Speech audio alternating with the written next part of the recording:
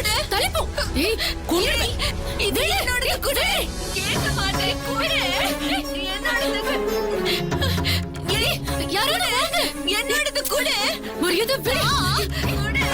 என்னோடது குடு. மாட்டேன் இது என் தாலிய குடு. நான் தர மாட்டேன். குடு. என்னோடது குடு. என்னது இது? வேணும் குடு. ஏய், குடு. என்ன பண்ற? இது என்னோடது. விடு விடு. இது என்னோடது. மாட்டேன். அடி கிடைக்கும். மாட்டேன். இது என்னோடது. தர மாட்டேன். நான் கேளு. கேட்க மாட்டேன். குடு. என்னோடது குடு. குடு. அடிப்பேன். விடுங்கறல்ல. மாட்டேன். கடவுளே, எங்க போன இவ? குடு. விடு. ஏய், சொல்றத கேட்க மாட்டேன். மாட்டேன். இது என்னது. தர மாட்டேன். ஏய் வெண்ணிலா, ஏன்டே இப்படி பண்ணிட்டு இருக்க? ஐயோ, அடிப்பேன். விடு. வெண்ணிலா, ஏய், வா வெண்ணிலா. தாலி தானே கடையில இருக்கு, நான் வாங்கி தரேம்மா. சொன்னா கேளுமா. இங்க பாருமா, அம்மா தர மாட்டேன். நான் வாங்கி என்னோட தரேன். தாலி. வா வெண்ணிலா, வா.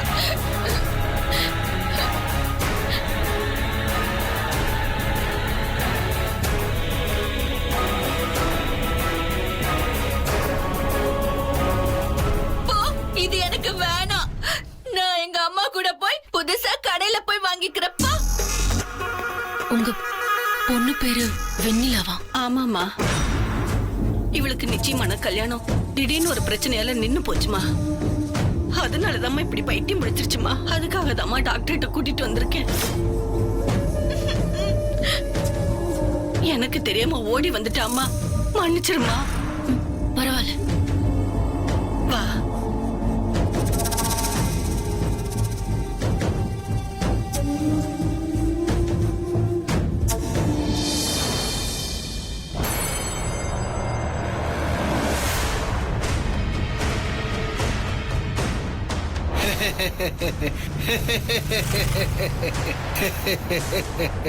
பாவம், எது நல்ல தாலி எது போலியான தாலின்னு தெரியாம அறுக்க பாக்குது அந்த பொண்ணு.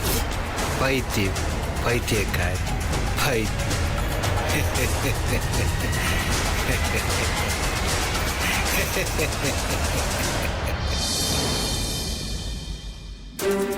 அவர் நீயா உன் கழுத்துல கட்டிட்டு இருக்கே இந்த தாலி, அது உன் கழுத்துல நிலைக்காது.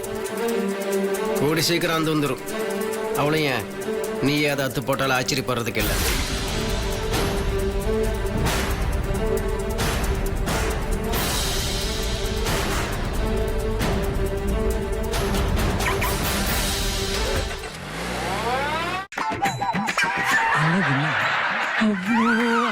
ஒரு இடத்துல நின்னு பேச மாட்டீங்களா? அப்படி வாங்க.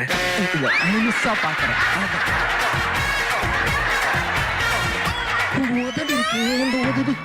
இந்த ரயில் தண்டவாளம் இருக்குல்ல, ட்ரெயின் போகல, அந்த தண்டவாளத்து மாதிரியே. அவரு பேசுனது பிடிச்சிருந்ததா? ஒரு நிறைய ஊர் சுத்துவார்னு நினைக்கிறேன். என்ன வாய்ஸ் மாறிடுச்சு? தொண்டை சரியில்லை. அப்புறம் அர்ச்சனாவோட Dress ரொம்ப சூப்பரா இருக்குல்ல? நிறைய ஊர் சுத்துவார்னு நினைக்கிறேன். கம்மல் கூட சூப்பரா இருக்குல்ல? பட்டாமூச்சின்றாரு. கம்மல் கொல்டான்னு பாக்குறாரு. சரி, அப்ப ஆடிடுறீங்களா? பாக்குறேன்.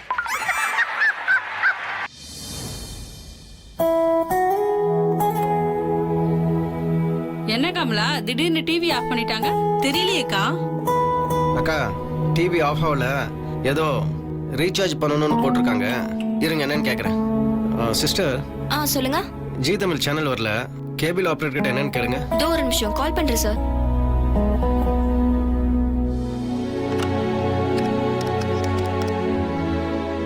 ஹலோ சார், மது ஹாஸ்பிடல்ல இருந்து நர்ஸ் ஜெயந்தி பேசுறேன்.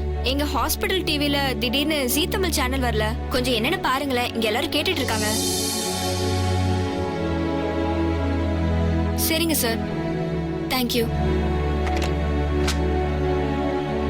சார். நான் உங்ககிட்ட பேசினேன். ஜீ தமிழ் சேனல் வரணும்னா 10 ரூபா கட்டணும்னு சொன்னாங்க. ஒரு டீ சாப்பிடுற காசுல ஜி தமிழ் சேனலா? பரவாயில்லையே. சிஸ்டர், உடனே பண்ண சொல்லுங்க சிஸ்டர், சீக்கிரம் சிஸ்டர்.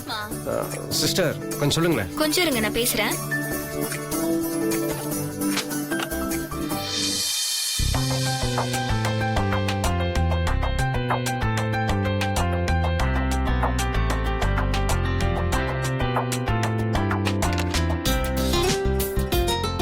நான் பேசிட்டேன் சார். இப்ப கனெக்ட் ஆயிடும் பாருங்க. ரொம்ப தேங்க்ஸ் சிஸ்டர். ஏய் இதோ வந்துருச்சு நீ. பரவாயில்லையே, ஒரு டீ சாப்பிட்ற காசு, ஒரு பேக்கெட் வேர்க்கடலை வாங்கி சாப்பிட்ற காசு, ஷேர் ஆட்டோவில் இங்கே ஏறி அங்கே இறங்கினா அவர காசு 10 ரூபா. அந்த காசுல மாசம் ஃபுல்லு ஜி தமிழ் சேனல் பார்க்கலாமா? ஆமா சார். இது எப்படி இருக்கு? ரொம்ப நல்லா இருக்கு.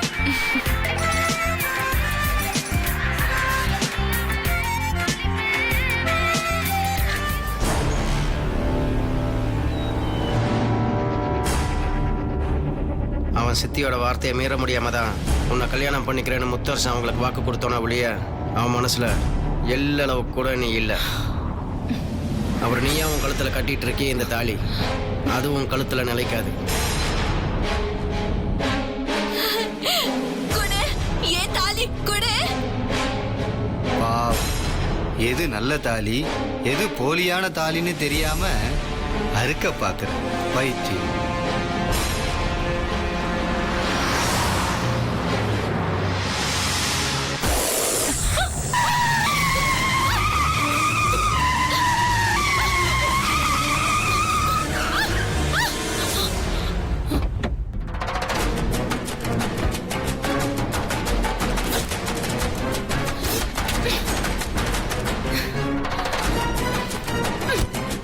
இந்த நேரம் பார்த்து இதுவும் சதி பண்ணிடுச்சு.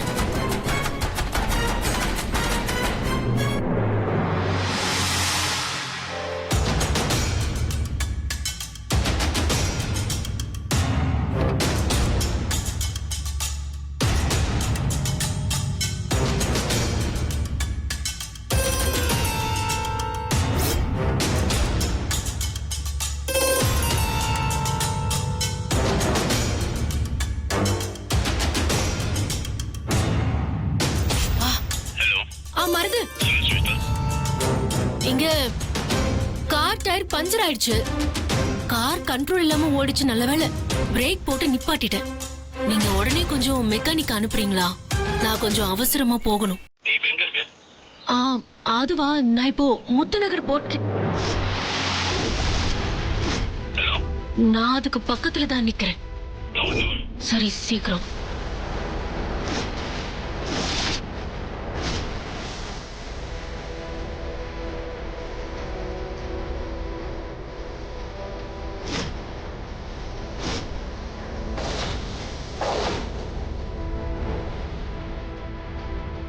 முத்துநகர் வெண்ணிலா கபடி கோல். ரோட்ல இருக்கிற போர்டுல கூட வெண்ணிலாங்கிற பேரோட முத்துங்கிற பேரை சேர்த்து ஒட்டி வச்சிருக்காங்க.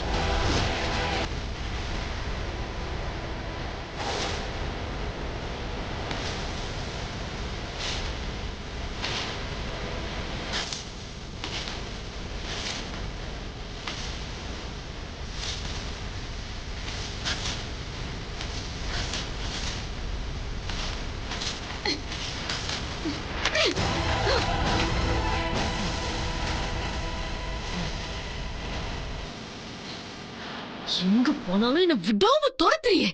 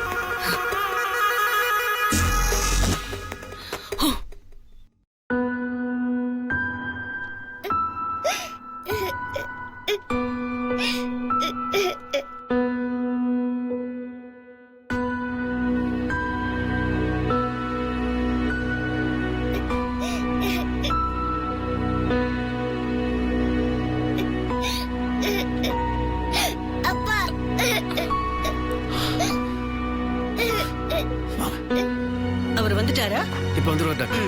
டாக்டர் வந்துட்டார். டாக்டர் இதாங்க நீங்க கேட்ட மெடிசன். சிஸ்டர் இதை உள்ள கொண்டு போய் டாக்டர் கிட்ட கொடுங்க. டாக்டர் இப்போ வெண்ணிலாக்கு எப்படி டாக்டர் இருக்கு? சீரியஸான கண்டிஷனை தாண்டிட்டாங்க. இப்போதைக்கு பயப்படுற மாதிரி ஒண்ணும் இல்ல.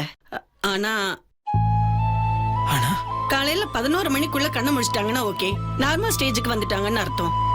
அப்படி இல்லைன்னா தலையில மேஜர் ஆபரேஷன் பண்ணணும்.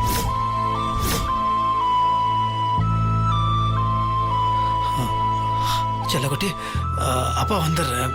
நீ அத்தை கூட வெளியே இருக்கியா? வெளியே கூட்டிட்டு போ. போலாம்.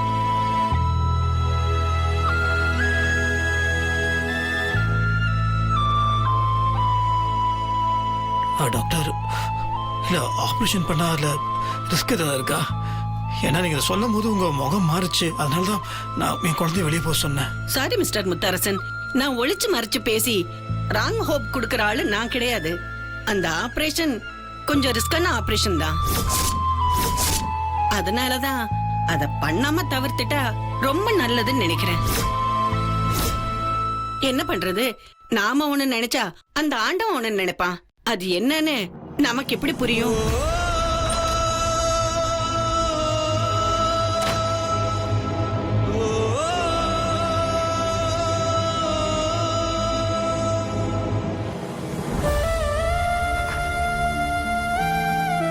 அப்பா டாக்டர் என்னப்பா சொன்னாங்க?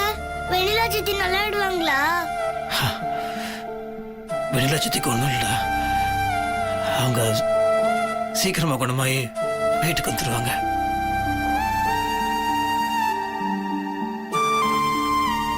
அப்பா எனக்கு சித்திய பாக்கணும்னு ஆசையா இருக்குப்பா, கூட்டிட்டு போய் காமிங்கப்பா. வேணாம் குட்டி, அது குட்டி பாப்பாலாம் உள்ள போக கூடாதுடா. இப்ப வேணாண்டா, அப்புறமா நீங்க சித்திய பாப்பீங்களா? அப்பா அப்பா ப்ளீஸ்ப்பா, எனக்கு ஒரே ஒரு தடவை சித்திய பார்க்கணும்ப்பா.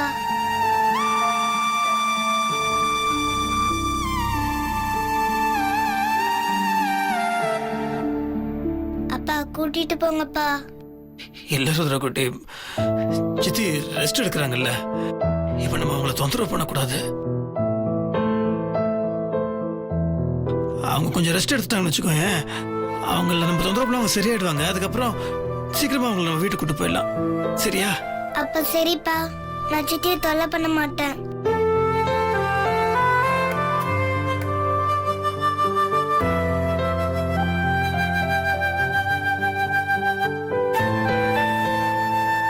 ஐயா நீங்க கவலைப்படாம இருங்க. நம்ம வெண்ணிலா ஊருக்கு காவல் தெய்வம் மாதிரி, அவ கண்டிப்பா குணமாகி நல்லபடியா வந்துருவா. அந்த ஆத்தா பாத்தப்பா, நீங்க எந்த கவலையும் படாம இருங்கய்யா. நாங்க இப்ப நேரா கோயிலுக்கு தாயா போறோம். வெண்ணிலா நல்ல விதமா திரும்பி வரணும்னு நாங்க வேண்டிக்கிட்டு விளக்கு போடுறோம் ஐயா. விளக்கு போட்டா என் சித்தி நல்லபடியா வந்துருவாங்களா? ஆமா குட்டி, சாமி சீக்கிரமா சரி பண்ணிடும். அப்போ நானும் உங்க கூட வரவா? அப்பா சொல்லுங்கப்பா, சித்திக்காக நானும் போய் விளக்கேத்துறேன். சரிடா, போயிட்டு வா. தேங்க்ஸ்ப்பா. அப்பான்னா அப்பாதான். பார்த்து போயிட்டு வாங்க. ஜனனி அண்ணா ருத்ரா கூட போயிட்டு வா. பத்திரம். சரிண்ணா, போயிட்டு வா. நான் கூட்டிட்டு போறேன். போலாமா ருத்ரா?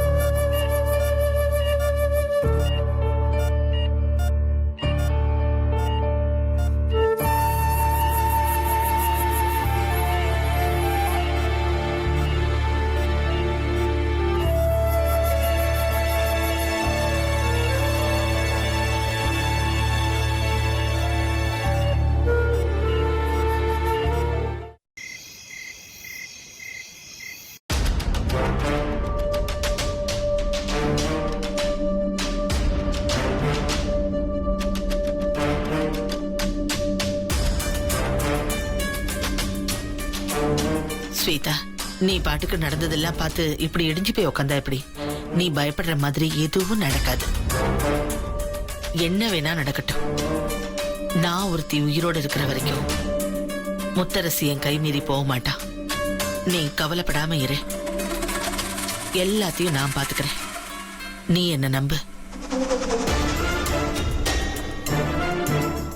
இந்த பாரு, எதையும் போட்டு மனசுல உழைப்பிக்காம போய் தூங்கு போ.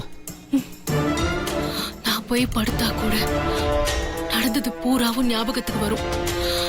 எங்க பார்த்தாலும் என்ன சுத்தி வெண்ணிலா வெண்ணிலாங்கிற அந்த பேரு தான்.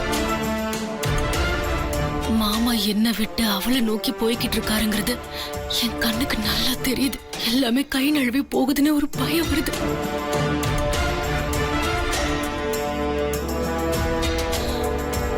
எப்படி நிலைமை இருக்கும்போது எனக்கு எப்படி தூக்கம் வரும்? ஸ்வேதா, நீ கவலைப்படுறதால மட்டும் எதுவும் மாறாது. எதை பண்ணணுமோ அதை சரியா பண்ணணும். புரிஞ்சுதா? அத நான் பண்றேன். நீ கவலைப்படாத. போ, போய் தூக்க மாத்திரையை போட்டுட்டு தூங்குற வழியை பாரு. இவளை கூட்டிட்டு போங்க. ஸ்வேதா, ஸ்வேதா, ஸ்வேதா வந்து ரெஸ்ட் எடு ஸ்வேதா. வா.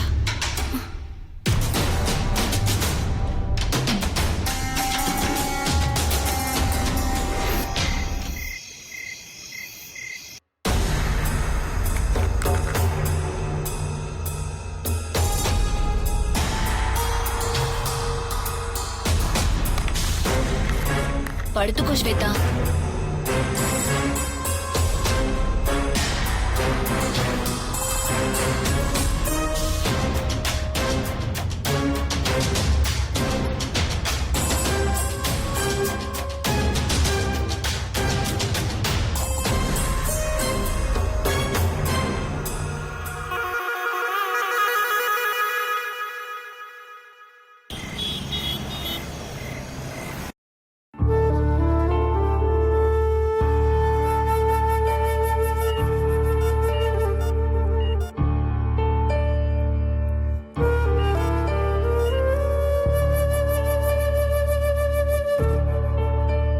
வா மாப்ள.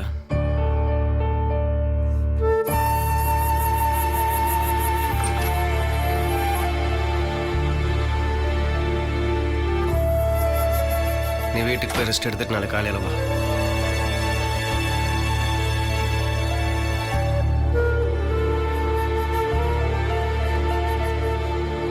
டேய், இங்கே நின்று என்னடா அர்த்தம்? வீட்டுக்கு போடா. பரவாயில்ல, நான் இங்க இருக்கேன். சொன்னா கேளு மாப்ள. வீட்டுக்கு போய் ரெஸ்ட் எடுத்துட்டு குளிச்சு ட்ரெஸ் மாத்திட்டு நாளை காலையில வா. பாவண்டா அவ. இந்த நிலைமையில அவளை இங்க அவளை விட்டுட்டு எப்படி வீட்டுக்கு போக முடியும்? நீ வீட்டுக்கு போயிட்டு வா, நான் கூட இருக்கேன். காலையில இருந்து மருந்துக்காக அலைஞ்சு டயர்டா இருப்படா. அதனால தான் சொல்றேன், போடா வீட்டுக்கு போய் ரெஸ்ட் எடுத்துட்டு வா. சொன்னா கேளு மாப்ள. நாளைக்கு அவளுக்கு ட்ரீட்மெண்ட் கொடுக்க போறாங்க. எங்கேயே இருந்தா ரொம்ப டயர்டாயிருவேன். அப்புறம் எப்படிடா பக்கத்தில் உன்னால இருக்க முடியும்? போ மாப்ள, அடம் பிடிக்காம போடா. நீ இப்ப பக்கத்துல இருந்து பாத்துக்கோ. எதனால எனக்கு உடனே ஃபோன் பண்ண. நான் பாத்துக்கிறேன், நீ போடா.